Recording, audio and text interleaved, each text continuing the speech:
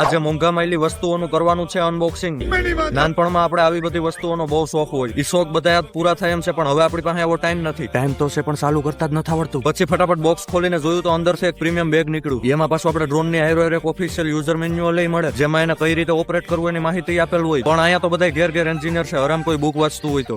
પછી જેવું બેગ ખોલીને જોયું તો પાછી બે યુઝર મેન્યુઅલ નીકળી. એટલે આને કોઈ સમજાવો નહીં યાર, આવું બધું કોણ વાંચે. અને પછી આગળ જોયું તો બે બેટરી મળી ગઈ ડ્રોન માં લગાડવા માટે. And check this out guys, આની સાથે એક સ્પેશિયલ સ્માર્ટ કંટ્રોલર આવે, જેમાં ઇનબિલ્ડ હાઈ બ્રાઇટનેસ ડિસ્પ્લે પણ છે. પછી કંટ્રોલર ની પાછળથી આપણે કાઢી લીધા બે, શું કહેવાય આને, આનો આકાર પાછો એવો આઈફોન કે અંગૂઠાને પરફેક્ટ ગ્રીપ મળી ગઈ. પછી આપણે આના ચારે ટાંગા ખોલીને ચડાવી દીધી બેટરી, અને પછી જેવું ઓન કર્યું એટલે આનો તો રોબોટ જેવું મોટું છે. અચ્છા, હું ક્યાં ના પડું.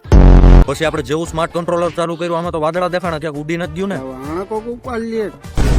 અને આને ઉડાડવામાં સૌથી મોટો પ્રોબ્લેમ, આને 2-3 વાર તો કેલિબ્રેટ કરવું પડે. ઈ પાછું આપણે ન ફાવે એટલે ઈ બધું મૂકીને પહોંચી ગયા ગ્રાઉન્ડે. અહીંયાનું પાછું every corner of this academy